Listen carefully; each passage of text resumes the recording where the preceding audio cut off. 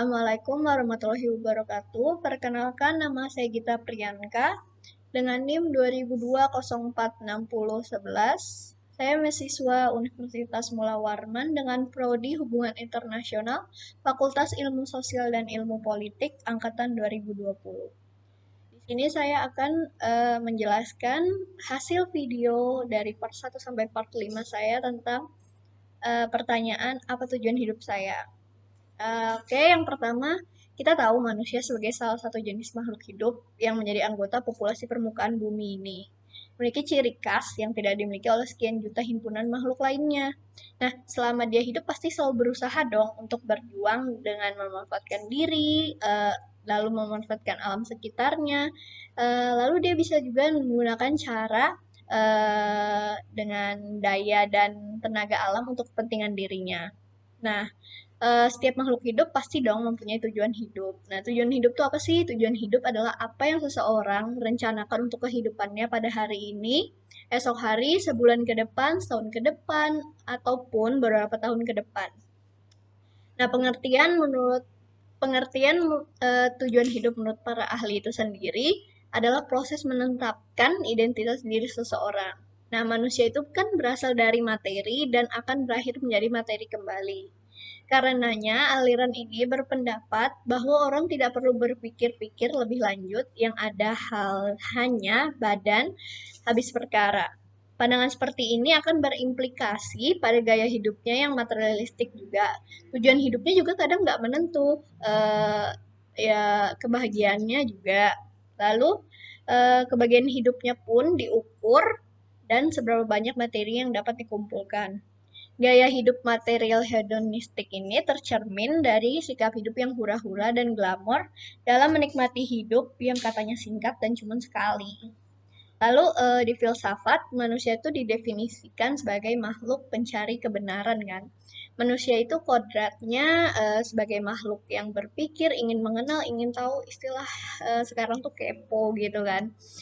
Dia tuh selalu ingin tahu apa yang ada dalam dirinya, apa yang ada dalam orang lain gitu. Nah, tujuan hidup makhluk pun itu pun berbeda-beda dan cara menggapainya pun berbeda-beda.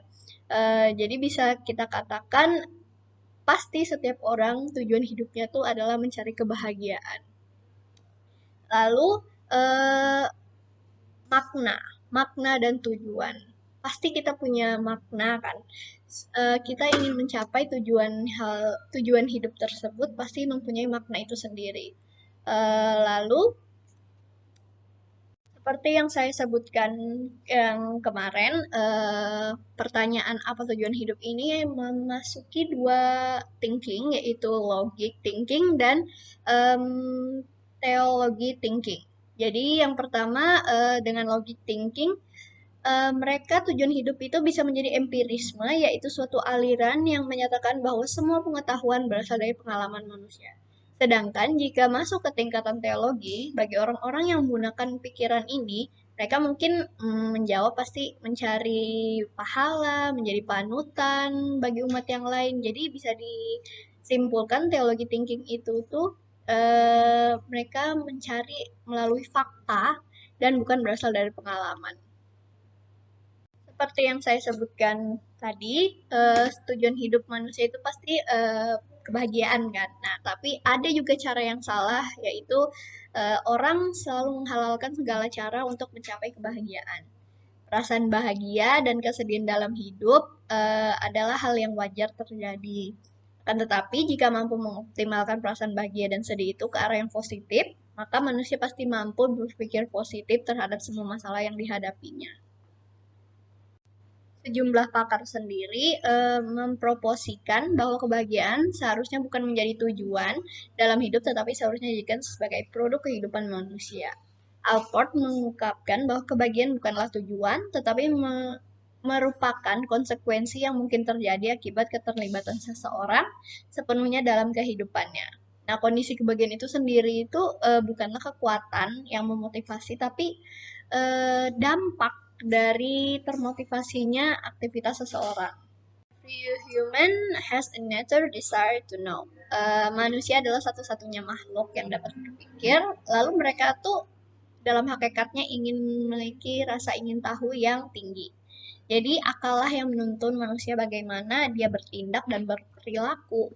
Nah, tujuan hidup berkaitan dengan makna hidup. Nah, makna hidup ini yang akan kita bahas. Makna hidup adalah hal-hal yang dianggap sangat penting dan berharga serta memberikan nilai khusus bagi seseorang sehingga layak dijadikan tujuan hidup.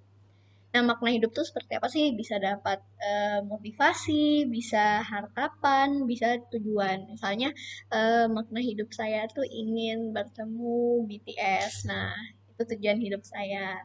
Hidup itu mempunyai dan meninggalkan kesan sendiri bagi manusia tersebut sehingga memiliki semangat dan keinginan yang tinggi untuk selalu berpikir positif dan mencapai tujuan hidupnya. Seperti yang dikatakan BTS, even if I fall down and get hurt, I keep running towards my dream. Walaupun aku terjatuh dan terluka, aku tetap berlari menuju mimpi. Walaupun kita banyak rintangan yang akan kita lewati, tapi kita tetap harus berpikir positif dan berpikir ke depan bagaimana cara kita melewati itu semua dan pasti kita bisa melewati itu semua. Kesimpulan yang bisa saya dapatkan dari pertanyaan ini dari part 1 sampai part 5 ini adalah tujuan hidup haruslah mempunyai makna yang berarti agar kita semangat mencapai tujuan tersebut. Lalu tujuan hidup itu bukan alat untuk mencari atau membuat kebahagiaan, tapi tujuan hidup adalah sesuatu yang bermanfaat, terhormat, berbelas kasih, dan menjadikannya perbedaan apakah kita hanya sekedar hidup ataupun telah menjalani kehidupan dengan makna hidup sebaik mungkin. Itu saja yang bisa saya sampaikan di video ini. Mohon maaf bila ada salah-salah kata. Saya tutup. Terima kasih.